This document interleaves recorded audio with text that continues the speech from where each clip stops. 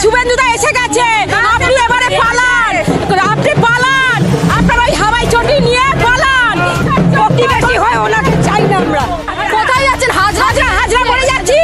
মমতা ব্যানার্জিকে বলতে যাচ্ছি শুভেন্দুদা এসে গেছে, আপনি এবারে পালান, আপনি পালান, আপনার ওই হাওয়াই চটি নিয়ে পালান।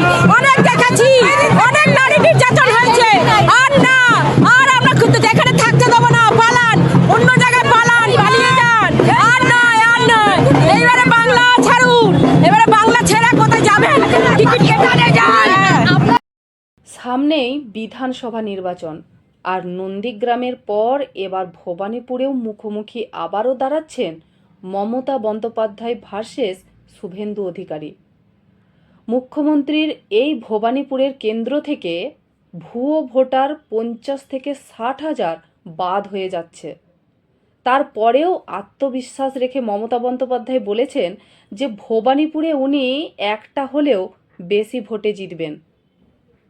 এদিকে বিজেপির প্রার্থী তালিকা প্রকাশের পর ভবানীপুরে শুভেন্দু অধিকারীকে প্রার্থী হিসাবে পেয়ে কিছু সংখ্যক মানুষজন যতটা আনন্দিত, 5 বছরে ভবানীপুরে বিধায়ক হিসাবে মমতা বন্দ্যোপাধ্যায়কে পেয়ে ওখানকার বাসিন্দারা যেন মুখ ফিরিয়ে নিচ্ছেন। ওখানে কতটা উনি উন্নয়ন করেছেন বা কতটা মানুষের মনে অ্যাকচুয়ালি জায়গা করতে পেরেছেন, এই ভিডিওটি দেখে কিছুটা হলেও বোঝা যাচ্ছে। 2021-এ কিছু মানুষ যারা ভুল করেছিলেন তারা ভেবে নিয়েছেন যে আমার মেয়ের সুরক্ষার জন্য বা আমার ছেলের চাকরির জন্য বা ধর্ম বাঁচাতে জনগণ এবার পরিবর্তন চায়। 15 বছরে অনেক সুযোগ দেওয়া হয়েছে। 15 বছরে এই সরকার কি করেছে তা রাজ্যের সবাই দেখেছে। কাজেই এখন আর সততার প্রতীক এটা বলতে পারবেন না। দুর্নীতির প্রতীক হয়ে গেছে তৃণমূল কংগ্রেস, আর মমতা ব্যানার্জি তার মুখ। নইলে কখনো একজন মুখ্যমন্ত্রী হয়ে বলতে পারেন যে আমরা না থাকলে একটা কমিউনিটি 1 সেকেন্ডে আপনাদের 12টা বাজিয়ে দেবে? কতটা উস্কানিমূলক বার্তা দিচ্ছেন বুঝতে পারছেন ভোটের আগে? কিন্তু জল যে কোথায় গিয়ে পৌঁছাবে সেটা জনগণ কিছুটা হলেও বুঝতে পারছেন। আর এই সব জেনেই আঁটগাঁট বেঁধে নেমেছেন নির্বাচন কমিশনার। একেবারে 355 ধারা জারির খেলা দেখাচ্ছেন। কাজেই ভোট চুরির সমস্ত রাস্তা বন্ধ করে দিয়েছেন নির্বাচন কমিশন। প্রথম দফায় প্রার্থী তালিকা প্রকাশের পরই প্রথম স্টেপেই মুখ্য সচিব এবং স্বরাষ্ট্র সচিবকে সরিয়ে দিলেন। এছাড়া 19 জন আইপিএস এবং বিভিন্ন পদমর্যাদার অফিসারদের নির্বাচনী ব্যবস্থা থেকেও সরিয়ে দিলেন নির্বাচন কমিশন। আজ আবার 13 জেলার জেলাশাসক পরিবর্তন করলেন নির্বাচন কমিশন। একের পর এক ধামাকা দিচ্ছেন, স্টেপ বাই স্টেপ কাজ করছেন।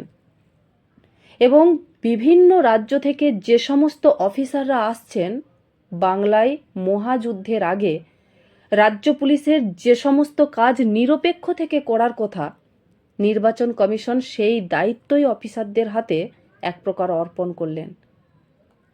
কাজেই ভোটের গণনা পর্যন্ত নির্বাচন কমিশন শক্ত হাতেই রাশটা যে ধরে রাখবেন সেটা বুঝতে পারছে সবাই। ফলে সমস্ত চটিচাটাদেরও বিদায় হবে, আর হাওয়াই চটিরও এবার বিদায় হবে। কারণ শুভেন্দু অধিকারী আসছেন। মমতা ব্যানার্জিকে মানুষ চায় না আর। সবচেয়ে বড় কথা, উনি ভবানীপুরের বিধায়ক, অথচ ওখানকার এক শ্রেণীর মানুষ তারা জানেই না যে ভবানীপুরের বিধায়ক কে। সাংবাদিক প্রশ্ন করলে কেউ বলছেন মালা রায়, আবার কেউ বলছেন বাবুদা, আবার কেউ জানেনই না, আবার কেউ বলছেন মোদি। তার মানে হয়তো ওনারা কখনো ভোটই দেননি, আর নইলে ভোট দিতে দেওয়াই হয় না। নইলে ভোট দিতে পারলে নিশ্চয়ই বিধায়ককে এটা জানতে পারতেন। একবার আপনারা ভিডিওটা দেখুন, তাহলেই বুঝতে পারবেন যে আমাদের বাংলা কোথায় দাঁড়িয়ে আছে। কাজেই বাংলার মানুষ সিপিএমকে সুযোগ দিয়েছেন, টিএমসিকে সুযোগ দিয়েছে, একবার হলেও বিজেপিকে সুযোগ দিন, দেখুন না কি হয়। এখানকার বাসিন্দা তো, হ্যাঁ বাসিন্দা তো বাসিন্দা। হ্যাঁ, চলে। এখানে ভবানীপুরের তো। এখানকার বিধায়ককে কবে দেখেছিলেন? আমরা তো খেয়াল নিতে দিই এখন। বিধায়কের নাম জানেন এখানকার? না আমি এখানে দেখেন, আমি ওইখানে থাকি, জানি না। জানেন না, বিধায়কের নাম জানেন না। এখানে কতদিনের দোকান? আমার অনেক দিনের দোকান আছে আমার মানে আপনার 10 বছর মতো হয়ে গেছে। 10 বছরের দোকান। বিধায়ককে দেখেছেন এই এলাকার? এই এলাকা বিধায়ককে আমি একবার দেখেছি, আমার পর দেখিনি। নাম কি বিধায়কের? নাম কি মালতি, কি নাম আছে বিধায়কের নাম কি? মালতি, কি মালতি না কি মালা সিনহা, এই নাম লিখলি। মালা সিনহা। ভবানীপুর বিধানসভাতে দাঁড়িয়ে রয়েছি। ওখানে 10 বছর ধরে ওনার দোকান, ওনার 10 বছর ধরে দোকান। উনি বিধায়কের নাম বলছেন মালা সিনহা। ঠিক আছে, এবার একটু কথা বলে নেবো। একজন মালা রায়, মালা রায় বলছেন। মালা সিনহা না হলে মালা রায় বিধায়কের নাম। দিদি কত বছর ধরে দোকান?